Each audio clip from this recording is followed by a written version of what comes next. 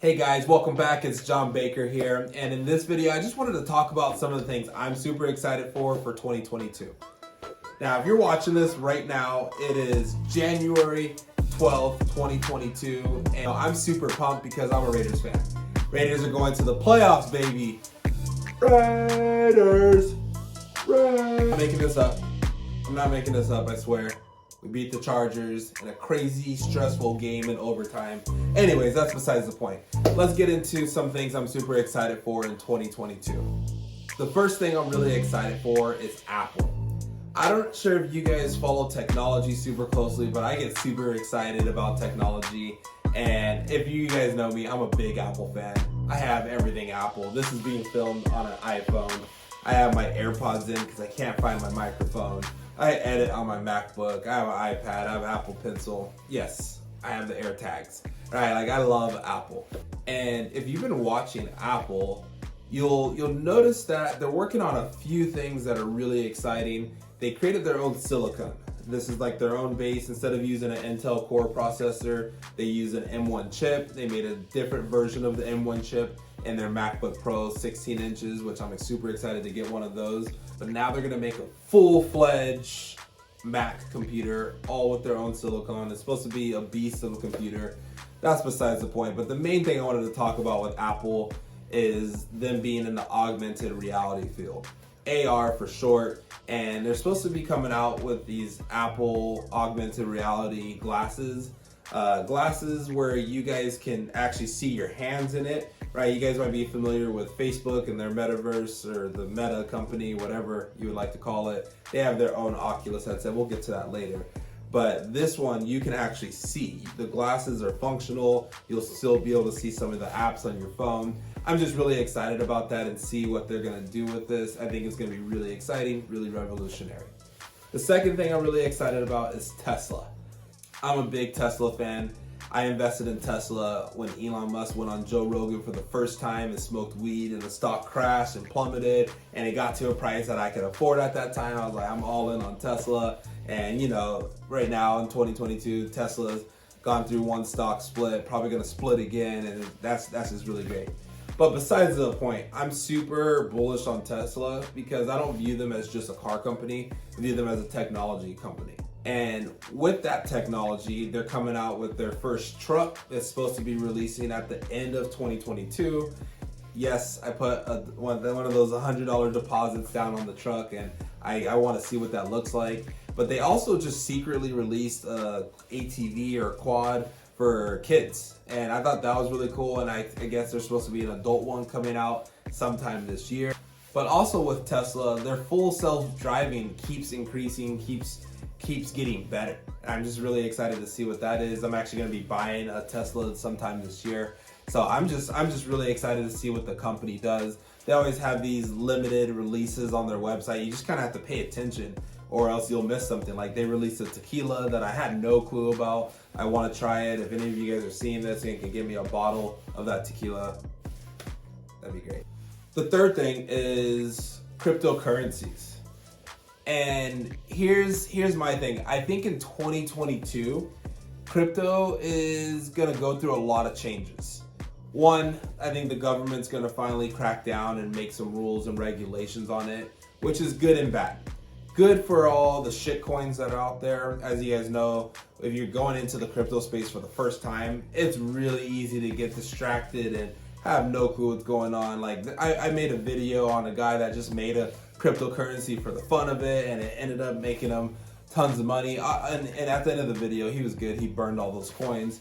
But it's just like, it shouldn't be that easy to make a currency. You know, it's like, it's gonna get regulated a little bit more, which is bad for all those guys, but good for all the people that are trying to get into the space. But I'm excited to see Ethereum 2. I'm excited to see Cardano. I'm excited to see Bitcoin. I'm excited to see Solana. So I think the space is going to continue to grow, and I'm just excited to see more functions come out of the crypto space, which leads me to my fourth thing, which is NFTs. And for those of you guys that don't know what an NFT stands for, non-fungible token. And basically what an NFT is, a lot of people think it's just art. It's just a picture that sells for hundreds and hundreds of thousands of dollars or thousands of dollars. And it's more than art. It's more than art. It's owning a smart contract, right? So all this art is placed on a smart contract, and that contract is what's valuable. It's not necessarily the piece of art, right? And they allow you into exclusive clubs. I think of like Bored Apes and CryptoPunks. You might have saw the Adidas by Bored Ape collab that allows you exclusive access into this Adidas world. Not only that, but with these smart contracts, you can use these as tickets. If you follow Gary Vee, a lot of things that he's talking about is this is going to be the future of ticketing. This is what really got me excited into NFTs, is that actual utility of it. I think of Gary Vee, he has his own NFT called VeeFriends. And at first, it were just his doodles. He was just making all these doodles and selling them. And I was like, this is crazy. And I thought like what you guys thought too. It's just art.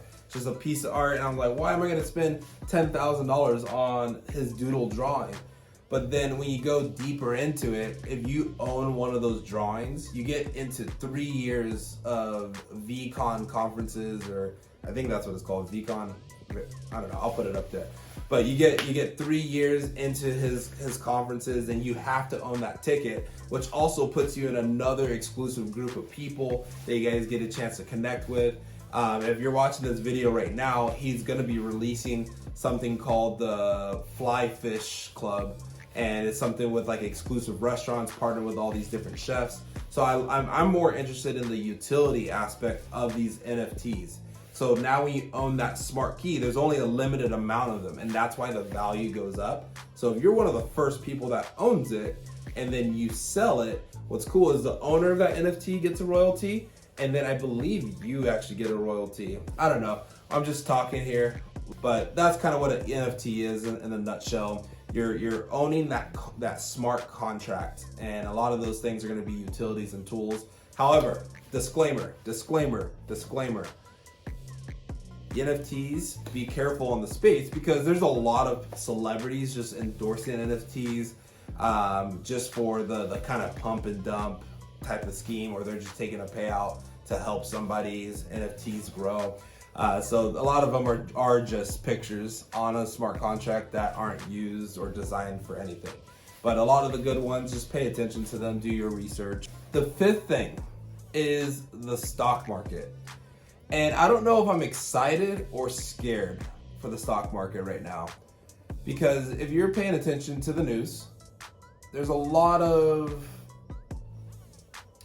government help happening where they're doing things with the bonds. They're increasing interest rates now. They lowered interest rates so that people can start spending more money, and they're kind of like trying to prop up the stock market, and they're taking advantage of bonds and interest rates and all these different things, and they're reprinting more money. I think they just got approved to be able to print more money, which is making a lot of companies nervous. Plus there's the variant going around. I don't think I could say the C word, but the variant or the O word is going around. So that's just making a lot of companies be more cautious. We're seeing a lot of places go back into lockdown.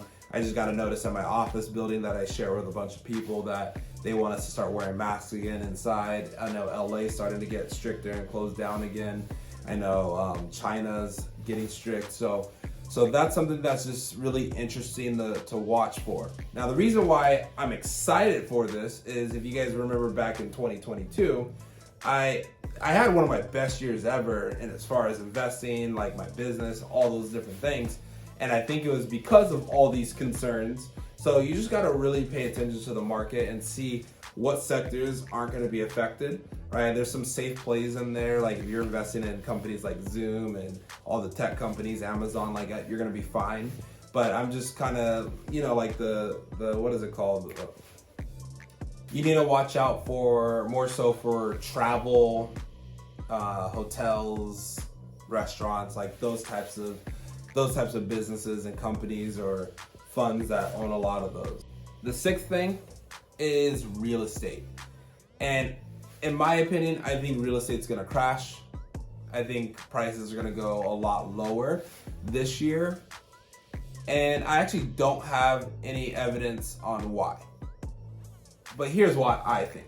Just off the top of my head, I'm just talking here. We're on my channel for a reason. I'm not the news. Go ahead and do your own research. Again, I'm not an expert or an advisor on any of this stuff. I'm just John Baker cooking in the oven. But I think real estate's gonna go down just because it had such a crazy spike in the past 2 years.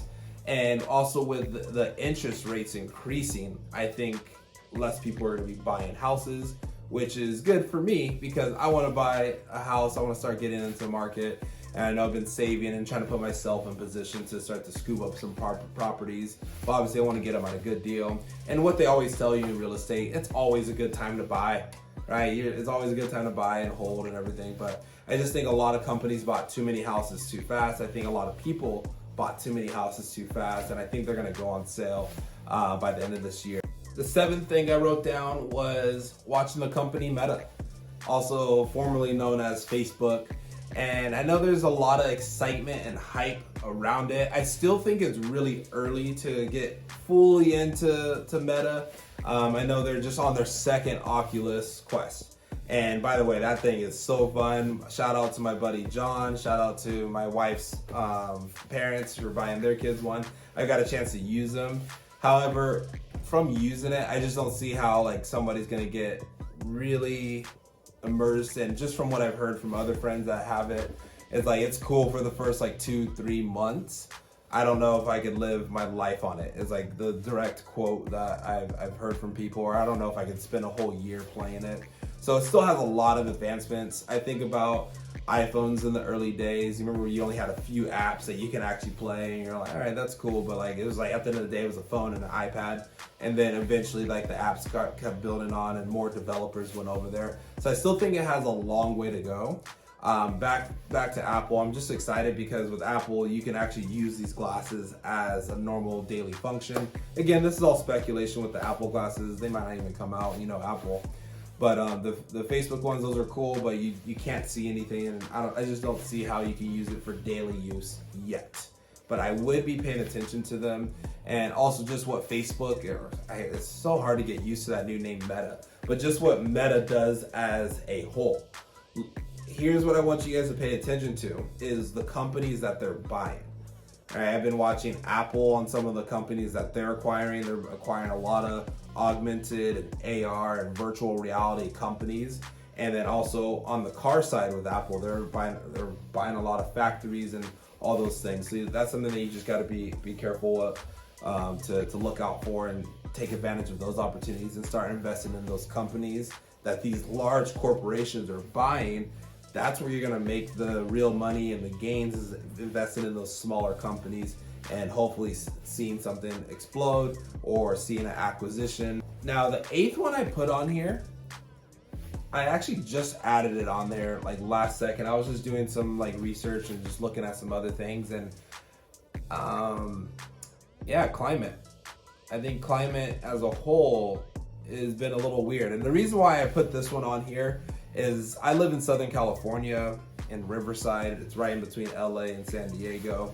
And most people, when you think of California, you say sunny California, and you're thinking of SoCal. However, we still have a winter. It's not as cold as yours in Milwaukee or Minnesota, Green Bay, whatever, but it gets cold here. And some of you guys are just probably like, I hate this guy, man. He does not get it. Here's the thing. I don't think we've had a winter at all this year.